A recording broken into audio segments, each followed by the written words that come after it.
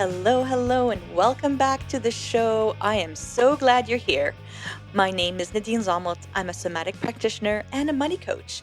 I specialize in helping you make your wildest dreams come true using my holistic approach to finances.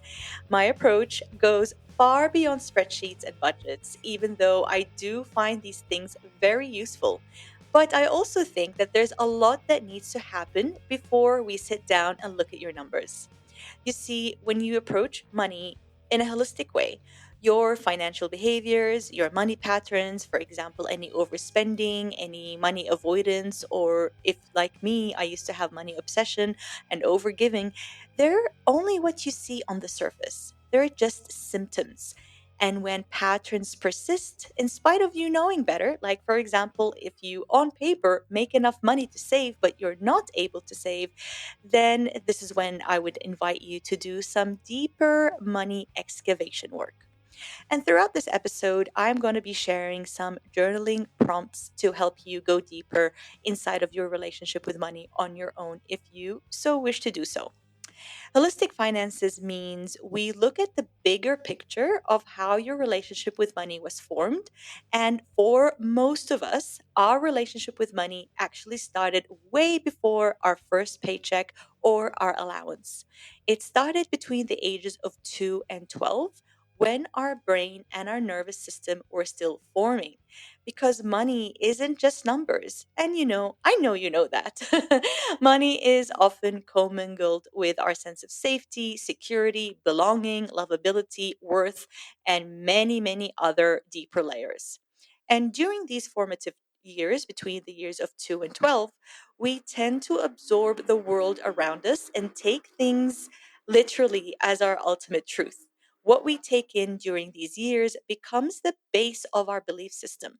And as you can imagine, with our limited experience with life and the world at this very young and tender age, along with our limited maturity, add in the fact that most of our parents also had limited emotional maturity at the time. And I really don't mean that as an insult because none of our parents were perfect. They did their best, but they weren't perfect. Then, that is just a formula of what we could just see how our beliefs, our belief system, if it was formed by all of these inputs of our tender age, our limited maturity, and the limited maturity of our parents, along with many, many, many, many, many other factors that could just tell you how forming beliefs at that age was far from perfect. And this is why one of the foundations of our work together is exploring your money story. Exploring your money story can seem simple, but without having the right support and an investigative mind like my own throughout your experience, you can actually miss really important key points that may have the potential to transform your entire financial reality. I'm not exaggerating here. One of my clients, Katie, she paid off over $60,000 worth of debt because of what we were able to reveal in her money story. The transformation was actually in the nuance of the story, not in the obvious.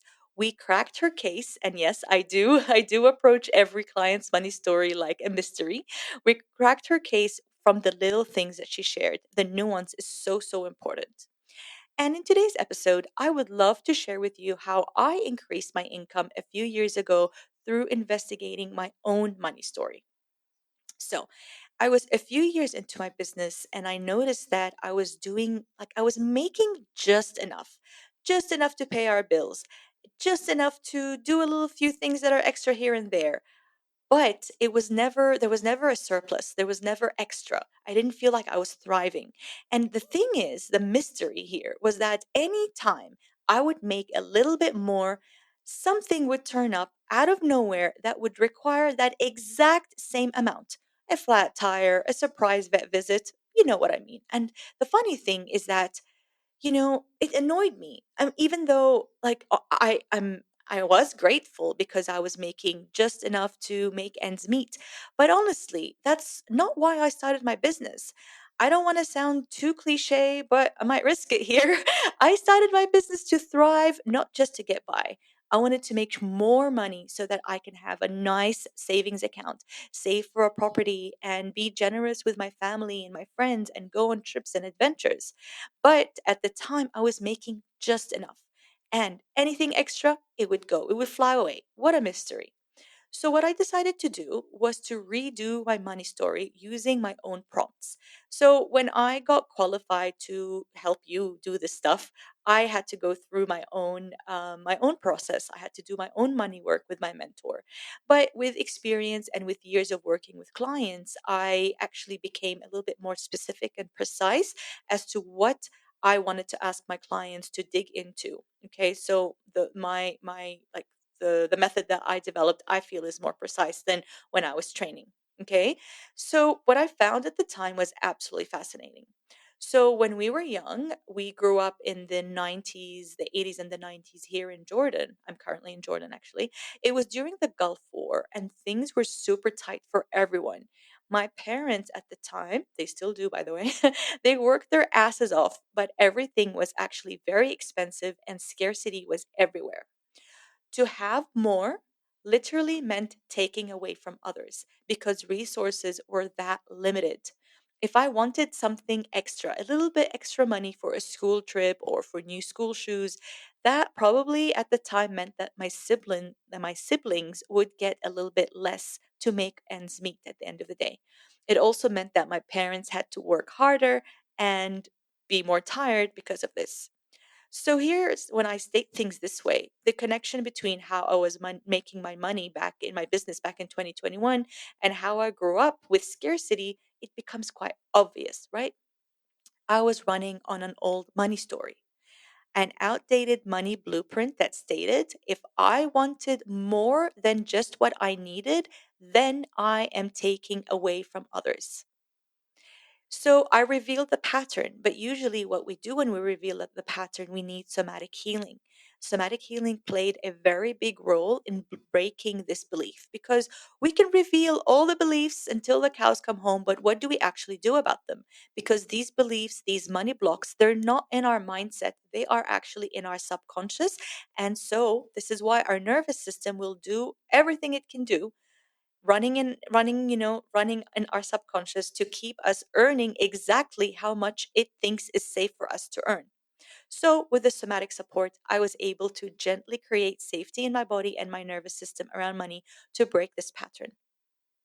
From there, I was able to reverse engineer my prices and my packages so that I'm earning more, but I'm also providing my clients with more value in return so everybody involved is happy. So, your money story is actually the emotional blueprint you've inherited, experienced, and internalized around money from a very, very, very young age. It shapes how you save, how you spend, if you undercharge, you overgive, or if you avoid money altogether. In my 10-week Money Magic Mentorship Program, we can gently explore and rewire that story so that you can break free from overspending, break free from under earning, and break free from people pleasing. So you can break free from avoiding your bank account or maybe avoiding paying taxes or avoid paying bills if that's one of your money blocks. So you can make grounded, more aligned financial decisions without spiraling and feel more emotionally and physically safe with more money in your life. The best part is you will learn how to trust yourself with money again. If you'd like to explore your money story on your own, I have borrowed some journaling prompts from my program that I'm very excited to share with you today. So get your pen and paper and write these questions down. What did you enjoy about your home as a child? What did you wish was different?